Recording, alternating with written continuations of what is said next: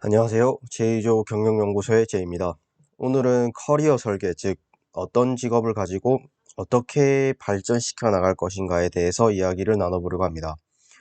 오늘 드릴 말씀은 제가 현재 성공적인 커리어를 가지고 있기 때문에 제 경험을 말씀드리겠습니다. 같은 것은 아니고요. 제가 비교적 일반적인 커리어를 가지고 있진 않기 때문에 조금은 색다른 관점에서 또는 저와 비슷한 경로로 나아가고 있으신 분들에게는 조금이나마 도움이 될 만한 것들을 몇 가지 소개해 보려고 합니다. 먼저 제가 해왔던 일들을 간단하게 소개해 드리자면, 저는 산업으로 치면 제조업, IT, 패션 쪽에서 일을 해왔고, 직무로 따져도 생산 관리나 경영 지원, 영업, 마케팅 등을 경험해 봤으며, 카페 창업, 주식 투자, 네이버 블로그, 유튜브 운영 등 창업이나 부업도 꾸준히 병행을 해오고 있습니다. 물론 제가 이렇게 많은 일들을 하면서 놓친 것도 많이 있습니다. 저는 이런 일들을 고등학교 때부터 준비를 하거나 실행해왔기에 흔히 명문대라고 할 수 있는 대학들에는 진학을 하지 못했습니다. 또 대기업에서 일해본 경험도 없습니다.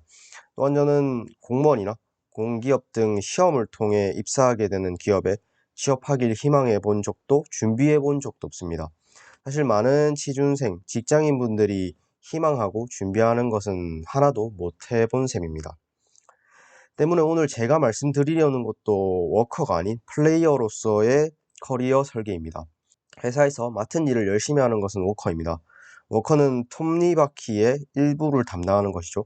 때문에 워커에게 중요한 것은 자신이 속한 톱니바퀴가 얼마나 크고 단단한가입니다. 자신의 경쟁력보단 소속된 회사를 자랑하는 것이죠. 하지만 저는 이제 이런 워커의 시대는 이미 끝났다고 생각합니다. 직장에서 조직 구성원을 은퇴 시점까지 책임져주는 커리어 패스는 IMF 사태 이후부터 무너지기 시작했고, 업무가 파편화돼서 기업들이 임시직 또는 계약직으로 사람을 채용하는 경제 현상인 긱 이코노미라는 말이 나온 지도 벌써 수년이 되었습니다. 실제로 이미 미국에서는 프리랜서, 즉 계약직의 비율이 50%를 넘어선 지 오래입니다. 저는 개인적으로는 이제 자신의 전문성, 컴퓨터나 타인이 대체할 수 없는 독특한 무언가를 가지고 있는 플레이어가 되어야지만 살아남을 수 있는 세상이라는 것에 적극 동의합니다. 플레이어는 게임을 하듯, 경기를 하듯 자신이 주도권을 가지고 일을 합니다. 워크에 익숙한 사람은 아무리 똑똑해도 플레이를 할 줄 모릅니다. 때문에 애초에 플레이하는 방법 또는 방향에 맞게 커리어를 설계해야 합니다. 이제 그 구체적인 방법을 알아보겠습니다. 첫 번째는 마인드에 관한 것인데요. 기득권을 기준으로 고민하며 일을 해야 합니다. 플레이어로서 주도권을 가지고 일을 하기 위해선 시장의 기대, 즉 기득권의 기대에 맞춰 일을 해야 합니다. 가끔 이런 말들을 하는 분들을 발견하곤 합니다. 신입에게 그 정도를 요구하진 않는다. 돈 받은 만큼만 하면 된다. 또는 상사나 선배와 비교를 하면서 저 나이 또는 직급이 될 때까지 몇 년 안에 따라잡으면 된다. 모두 틀린 말은 아니지만 이런 마인드로는 잘해봐야 딱 그냥 자신의 직급에 맞는 취급과 월급, 연차에 맞춰 겨우 승진하는 일반적인 커리어로 끝날 수밖에 없습니다. 정글은 신입을 봐주지 않습니다. 나이가 적다고 봐주거나 많다고 반대로 우대해주는 것도 아니고 결과물을 놓고 월급과 직급이 정해지는 것입니다. 두 번째는 직장과 직무에 관한 것인데요. 많은 것을 배우고 고강도의 훈련을 받을 수 있는 직장과 직무를 골라야 한다는 것입니다. 어찌 보면 당연한 이야기죠. 플레이어로서 경쟁력을 갖추려면 능력이 있어야 하고, 능력을 키우려면 고강도 훈련을 통해 많이 배워야 합니다. 이에 맞는 근무 환경을 찾는 방법은 바로 기업체가 돈을 버는 핵심 기능의 문서, 라인 오브 비즈니스에 종사해야 합니다. LOB의 예로는 제조사라면 R&D 영업, B2C라면 마케팅 부서, 오프라인 유통사라면 MD와 매장 관리 업무, 금융사라면 자금 유입, 상품 개발, 영업점 등이 있겠습니다. 이처럼 LOB는 수익을 창출하는 프로핏 센터라고 할 수 있고, 그 외의 부서는 지원 업무를 하는 비용 부서, 즉 코스트 센터라고 할 수 있습니다. 커리어 초기엔 무조건 LOB를 경험해 봐야 합니다. 내가 만드는 부가가치가 어느 정도의 힘을 시장에서 발휘하는지, 또 고객은 무엇 때문에 우리에게 돈을 주는지, 그리고 경쟁에서 이기기 위해 얼마나 치열하게 싸워야 하는지 등은 무슨 직군이 되든 배워봐야 합니다. 세 번째는 이제 몸값에 관한 것인데요. 승진하지 말고 직업을 바꿔야 한다는 것입니다. 이는 이직을 자주 하라는 말씀은 아닙니다. 200만 원 월급을 받는 월급쟁이가 400만 원을 받는 위치까지 올라가는데 들이는 노력보다 2천만 원을 벌 수 있는 직업에 도전하는 게 더 쉬울 수 있다는 의미입니다. 오히려 발전 가능성을 고려하면 후자 쪽이 훨씬 베팅할 만하기도 합니다. 신입사원이 연봉 2배로 올라가려면 과장급은 돼야 합니다. 그때까지 최소 10년 이상 직장 생활을 하며 버텨야 하는데 이것이 결코 10년 동안 사업을 하는 것보다 쉽다고 할 수는 없습니다. 10배 더 번다고 10배 더 어려운 것은 아니기 때문이죠. 물론 이렇게 확실하게 몸값을 올리려면 사업이나 투자를 해야 한다고 생각하실 수 있습니다. 저도 사실 그렇게 생각합니다. 인센티브를 엄청나게 받는 몇 가지 직군을 제외하고는 직업을 바꾼다 해도 이렇게 몸값을 한꺼번에 올릴 수는 없겠죠. 저는 그래서 최종적으로는 사업가 또는 프리랜서가 되거나 투자도 반드시 병행을 해야 한다고 생각합니다. 하지만 꼭 사업이나 투자를 해야지만 몸값을 한 번에 올릴 수 있는 것은 아닙니다. 사업이나 투자를 하지 않고 소득을 한꺼번에 올리는 방법은 바로 스타트업에 취직을 하는 것입니다.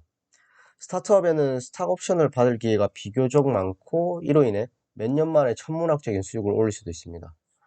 물론 이 또한 흔하지 않은 경우고 좋은 스타트업과 만나야지만 가능한 일입니다. 때문에 저는 나와 잘 맞는 스타트업을 찾기 위해 유튜브 채널 존잡생각에 입사 이직할 스타트업을 고르는 방법 취업편을 참고하시는 것을 추천드립니다. 이 채널의 운영자이신 김동신 샌드버드 대표님이 아주 체계적으로 정리를 잘 해주셨습니다. 끝으로 이렇게 플레이어로 살기 위해서 창업을 하든 투자를 하든 스타트업을 가든 공통적으로 항상 실천해야 하는 것 3가지를 말씀드리면서 마무리하겠습니다. 첫 번째는 동료를 구해야 합니다. 일반적인 직장을 다니면서 워커로 일한다면 따로 비즈니스 파트너를 찾을 필요는 없을 것입니다. 회사에 입사하면 직장 동료가 있고 거래처가 있고 자신의 이름보단 회사와 직책으로 자신을 소개하기 때문에 임원급이 아닌 이상해야 따로 자신의 이름으로 자신과 같이 일할 파트너들을 알아둘 필요가 없습니다. 하지만 본인이 프리랜서이거나 스타트업에 다니는 등 이직을 자주 하거나 회사의 이름보단 자신의 이름으로 커리어를 꾸려나가야 한다면 네트워킹에도 반드시 따로 시간을 할애해야 할 것입니다. 두 번째는 아이템 점검입니다. 게임을 해보신 분들은 아시겠지만 저급의 무기로 잡을 수 있는 몬스터에는 한계가 있습니다. 레벨이 높은 몬스터를 잡기 위해서는 좋은 무기가 필요하죠. 그런데 많은 경우 실제 커리어에서는 더 높은 곳으로 가고 싶다고 하면서 이런 도구들을 점검하지 않는 경우가 많습니다. 어떤 기술이나 실력을 키우는 것도 중요하지만 아이템도 어느 정도 받쳐줘야 더 보상이 높은 일을 할 수 있습니다. 특히나 요즘같이 기술이 빠르게 발전하는 시대에는 항상 자신이 사용하는 도구들이 현재 최선인지 따져봐야 할 것입니다. 마지막으로 활동 범위를 넓혀야 합니다.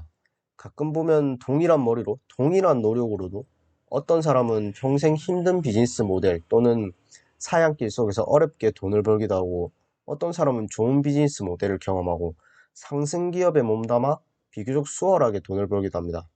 이처럼 평생 그저 그렇게 지내거나 쇠퇴할 비즈니스 속에서 지낼 불운의 위험을 빠져나올 방법은 다른 영역에 관심을 가지고 다른 영역에 있는 사람들과 교류하며 배우는 수밖에 없습니다. 사실 지금까지 말씀드린 내용들이 모두 순수한 제 경험을 통해 얻은 인사이트는 아닙니다. 평소 제가 영감을 받거나 배우려고 노력하는 몇몇 플레이어 분들의 조언들을 가져온 것입니다. 물론 저도 이것들을 실천하고 있으며 일부는 저도 커리어를 쌓으면서 크게 공감이 되거나 도움이 되었던 것들도 있습니다.